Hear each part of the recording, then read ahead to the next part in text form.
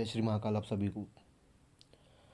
आज की इस वीडियो में हम बात करेंगे माता वैष्णो देवी के बारे में। बहुत सारे लोग बहुत बार मुझे ये वीडियो बनाने के लिए बोल चुके थे, लेकिन माता वैष्णो देवी एक ऐसी देवी है, या यूं कह लीजिए कि एक ऐसा विषय है जिससे कि अनगिनत लोगों की आस्था जुड़ी हुई है। बहुत सारे लोग, चाहे वो गए हों या वैष्णो देवी या ना गए हों, उनकी आस्था का वो केंद्र है। तो मैं नहीं चाहता था कि मेरे द्वारा कोई भी ऐसी जानकारी जो गलत हो या फिर जो प्रमाणिक ना हो, वो आप लोगों को दी जाए। इसीलिए मुझे समय लगा खोजबीन करने में, परंतु अंत में मैं प्रस्तुत हूँ इस वीडियो के साथ, जिसके अंदर माता वैष्णो देवी से जुड़े हुए वो तमाम रहस्य आपको पता चलेंगे जो अब तक उजागर किए गए हैं। अलग अलग लोगों ने, अलग अलग साधकों ने अलग अलग मार्ग के द्वारा उनके कई रहस्यों का पता लगाया है, उनके कई रूपों का पता लगाया है। परंतु फिर भी कुछ सवाल ऐसे हैं जो आज के समय में भी अनुत्तरित हैं, या यूं कह लीजिए कि भ्रम के शिकार हैं। उदाहरण के रूप में एक सबसे बड़ी भ्रांति माता वैष्णो देवी के बारे में लोगों को ये है कि वहाँ पर जो भैरव का मंदिर है, यानी कि आप लोगों को पता होगा कि माता वैष्णो देवी के भवन के 3 किलोमीटर ऊपर भैरवनाथ का स्थान है, जहाँ पर माता ने भैरवनाथ का गला काटा था और ये वरदान दिया था कि तुम्हारे दर्शन के बिना मेरे दर्शन या मेरी यात्रा जो है वो अपूर्ण रहेगी, वो पूर्ण नहीं मानी जाएगी। तो बहुत सारे लोगों को ये लगता है कि जैसे हर शक्तिपीठ के एक रक्षक भैरव होते हैं, वैसे ये भैरव भी देवी के रक्षक हैं, जबकि ये पूर्ण रूप से एक भ्रांति मात्र है और कुछ नहीं। इसके बारे में हम आगे वीडियो में बात करेंगे। साथ ही साथ इस वीडियो में हम लोग ये बात भी करेंगे कि क्यों माता वैष्णो देवी की मान्यता इतनी अधिक है और क्यों माता वैष्णो देवी के मंदिर में माता काली, माता लक्ष्मी और माता सरस्वती के पिंड रूप की आराधना की जाती है। सबसे पहले हम चलते हैं माता के जन्म के ऊपर। जैसे कि नॉर्मली होता है कि कोई देवी देवता जब अवतार लेते हैं तो वो दिव्य मार्गों का चयन करते हैं, ऊर्जा परिवर्तित कर देते हैं। बहुत कम ऐसे रूप भगवान के सुनने को मिलते हैं जो जिन्होंने गर्भ से अवतार लिया हो, जिन्होंने गर्भ से जन्म लिया हो, यानी कि जो योनिज हों। उनमें से एक हैं दत्तात्रेय भगवान, जिन्होंने सती माता अनसुईया के गर्भ से जन्म लिया था। हनुमान जी, जिन्होंने माता अंजना के गर्भ से जन्म लिया था। इसी प्रकार माता वैष्णो देवी भी योनिज थी, यानी कि उन्होंने भी गर्भ से जन्म धारण किया था। उनके जो पिता थे वो रत्नागर सागर थे, जिनके घर पे उन्होंने जन्म लिया था। लेकिन बहुत कम जगह पर ये बात पता है कि आखिर क्यों माता वैष्णो के जन्म की आवश्यकता पड़ी थी। बहुत सारे लोगों को ये भी मतभेद है कि इनके जन्म का युग कौन सा था, किस युग में माता वैष्णो देवी का अवतार हुआ था।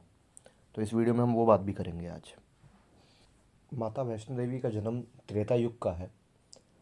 त्रेता युग में माता का अवतार हुआ था और इसके प्रमाण भी मिलते हैं हमको। रत्नाकर सागर के घर में, जैसा कि मैंने बताया, माता का अवतार हुआ था और इनके जन्म से पहले भगवती ने साक्षात इनको दर्शन दे करके ये आदेश दिया था कि तुम्हारे घर में मैं स्वयं, सरस्वती और लक्ष्मी का सम्मिलित अंश जो है वो प्रकट होगा, और तुम हमें ये वचन दो कि तुम उस बालिका को कभी भी कुछ भी करने से नहीं रोकोगे। तो ये वचन लेने के उपरांत माता ने सम्मिलित रूप से उनके घर में अवतार लिया था। यहाँ पर एक अर्ध सत्य है जिसको फैलाया गया है, और वो ये है कि माता वैष्णो देवी भगवान राम के कल्कि अवतार से विवाह करने के लिए उनकी प्रतीक्षा कर रही हैं, जबकि ये सत्य है कि उन्होंने भगवान राम को विवाह प्रस्ताव दिया था, परंतु भगवान ने ये नहीं कहा था कि मैं कल्कि स्वरूप में आप करके आपसे विवाह करूँगा। ठीक है, कारण है इसके पीछे, क्योंकि जैसा कि मैंने बताया कि माता वैष्णो देवी में तीनों देवियों के अंश विद्यमान थे। उनमें से एक अंश माता दुर्गा का भी था, माता महाकाली का। जो कि नारायण की बहन है। इस कारण से उन्होंने माता वैष्णो देवी के विवाह प्रस्ताव को न केवल अस्वीकार किया था, बल्कि उन्होंने ऐसा कोई वचन नहीं दिया था कि मैं कल की अवतार में आकर के आपसे विवाह करूंगा।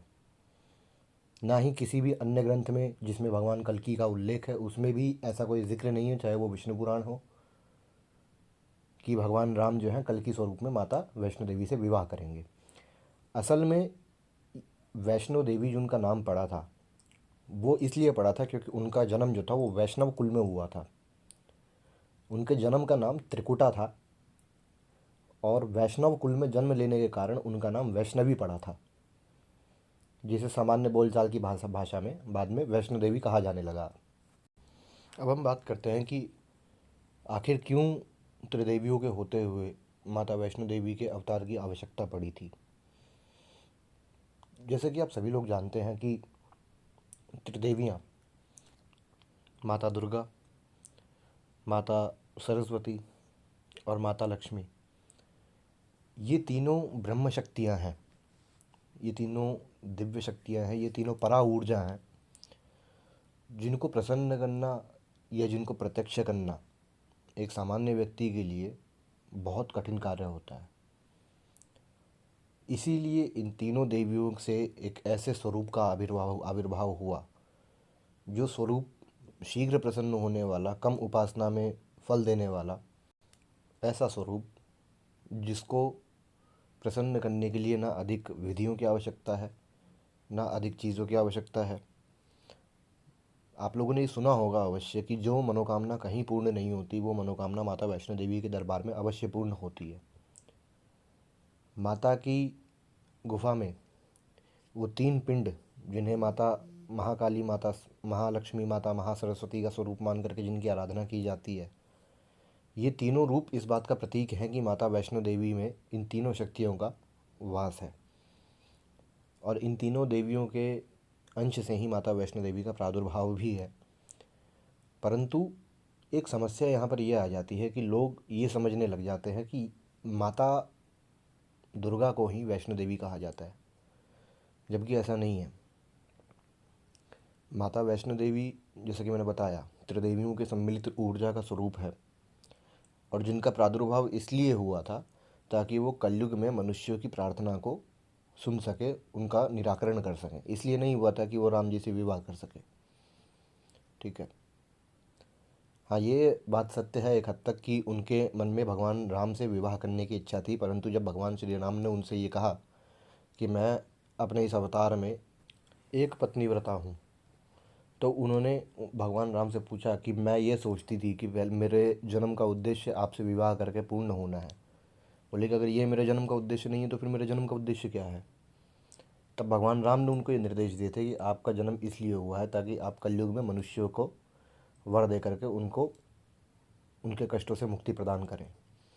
क्योंकि कलयुग में जहाँ माता महालक्ष्मी, माता महाकाली, माता महासरस्वती को प्रसन्न करना एक दुष्कर कार्य है, वही माता वैष्णो देवी को प्रसन्न करना अत्यंत सुगम है। वो केवल यात्रा करने मात्र से ही अपने भक्तों को वो दुर्लभ फल प्रदान कर देती हैं जो कि एक व्यक्ति जन्मों की साधना से भी प्राप्त नहीं कर पाता। माता वैष्णो देवी के दरबार में जो व्यक्ति बुद्धि मांगता है उसे बुद्धि की प्राप्ति होती है, जो व्यक्ति धन मांगता है उसे धन की प्राप्ति होती है, जो व्यक्ति ऐश्वर्य और शौर्य मांगता है उसे उसकी प्राप्ति होती है। एक शॉर्ट फॉर्म में अगर कहा जाए तो वो ये है कि माता वैष्णो देवी के दरबार में ऐसी कोई मनोकामना नहीं है जो पूर्ण ना होती हो। तो ये था माता वैष्णो देवी के जन्म और उनके प्राकट्य से संबंधित कुछ विवरण। अब हम बात करते हैं भैरव के बारे में। पूर्व काल में एक ऐसा तांत्रिक हुआ था जो माता वैष्णो देवी की शक्तियों से, उनकी ऊर्जाओं से प्रभावित होकर के उनको अपने नियंत्रण में, अपने वश में करना चाहता था। इस तांत्रिक का नाम है भैरवनाथ, जिसने माता के ऊपर नियंत्रण प्राप्त करने के लिए न केवल उनसे युद्ध किया अपितु अपने जीवन का भी होम कर दिया, परंतु वो अंत समय में भी माता को नियंत्रित नहीं कर पाया, उनको अपने वश में नहीं कर पाया। माता ने उसका सर काट के उसे मुक्ति प्रदान की थी और अंत समय में उसने माता से ये प्रार्थना की थी कि माता, मैं ऐसा जीवन नहीं चाहता जिसमें कि लोग मुझे एक गलत दृष्टिकोण से देखें। बोले कि आप मेरे ऊपर कृपा करो। उसकी प्रार्थना से प्रसन्न होकर के माता वैष्णो देवी ने उसे आशीर्वाद दिया था कि तुम पूजे जाओगे, तुम्हारी पूजा की जाएगी और तुम्हारे दर्शनों के बाद ही वैष्णो देवी धाम की यात्रा जो है वो पूर्ण मानी जाएगी। कुल मिला के बात ये है कि ये भैरव मंदिर जो माता वैष्णो देवी के वहाँ पर स्थापित है, ये काल भैरव नहीं है, ना ये भगवान शिव से उत्पन्न कोई भैरव है। बहुत सारे लोग ये कहते हैं कि ये काल भैरव हैं, माता के रक्षक भैरव यही है, वैष्णो देवी माता के रक्षक भैरव यही है, जबकि ऐसा कुछ भी नहीं है। वो केवल एक तांत्रिक था जिसे वरदान दे करके वहाँ पर स्थापना मिल गई थी, वो स्थान मिल गया था। इससे अधिक उसका ना कोई महत्व है, ना उसका कोई औचित्य है। उसका महत्व केवल इतना है कि उसके दर्शन से ही वैष्णो देवी धाम की यात्रा को पूर्ण माना जाएगा और कुछ भी नहीं। परंतु एक सवाल उठता है यहाँ पर कि क्या माता वैष्णो देवी की कोई भैरव हैं या नहीं है, क्योंकि मैक्सिमम लोग यही समझते हैं आज भी कि ये भैरवनाथ जो हैं, जो तांत्रिक है, यही माता वैष्णो देवी के भैरव हैं और इनको लोग काल भैरव समझ करके इनकी पूजा करते हैं, इनको काल भैरव मानते हैं। ठीक है, जबकि ऐसा नहीं है। तो सवाल ये उठता है कि क्या माता वैष्णो देवी के कोई भैरव हैं, अगर हैं तो कौन है। तो इसका जवाब है कि माता वैष्णो देवी के भैरव हैं। जैसे जिस प्रकार हर देवी स्वरूप का एक रक्षक भैरव होता है, उसी प्रकार माता वैष्णो देवी के भी एक रक्षक भैरव हैं, लेकिन उनका विवरण कहीं आपको मिलेगा नहीं, वो समझ के ऊपर है। अब उनके भैरव कौन है ये समझने के लिए हम एक छोटी सी कथा यहाँ पर करेंगे। ठीक है, जब माता वैष्णो देवी भगवान श्री राम के निर्देश से त्रिकुट पर्वत पर जाकर के उन्होंने तपस्या आरंभ की थी, तो उस समय पर भगवान हनुमान को आदेश दिया था भगवान राम ने कि आप उनकी रक्षा करिए। ठीक है, आप उनकी रक्षा करिए, क्योंकि वो तपस्या में है, तो किसी भी प्रकार की कोई बाधा उनको ना हो, आप उनकी रक्षा करिए। हनुमान जी को उनकी रक्षा के लिए वहाँ पर स्थापित करके वो चले गए थे। ठीक है, और हनुमान जी ने ही माता की तपस्या को भंग होने से रोकने के लिए भैरवनाथ से प्रारंभिक युद्ध किया था और उन्होंने माता की तपस्या पूर्ण होने तक भैरवनाथ को रोक के रखा था, यानी कि वो तांत्रिक भैरवनाथ जो था उसको रोक के रखा हुआ था। तो माता वैष्णो देवी के जो भैरव हैं वो हनुमान जी हैं, जो आज तक उनकी रक्षा कर रहे हैं। तो उम्मीद करता हूँ कि आप लोगों को आपके सवालों के जवाब मिल गए होंगे। अभी बहुत सारे लोगों का एक प्रश्न ये भी रहता है कि कौन से मंत्र से माता वैष्णो देवी की आराधना की जाए, उपासना की जाए। तो जैसा कि मैंने बताया था कि माता वैष्णो देवी में त्रिदेवियों का अंश सम्मिलित है, और अगर कोई मंत्र ऐसा है जो सिर्फ अकेले उस मंत्र के जाप से आपको त्रिदेवियों की कृपा प्राप्त करवा सके, तो वो है नवार्ण मंत्र।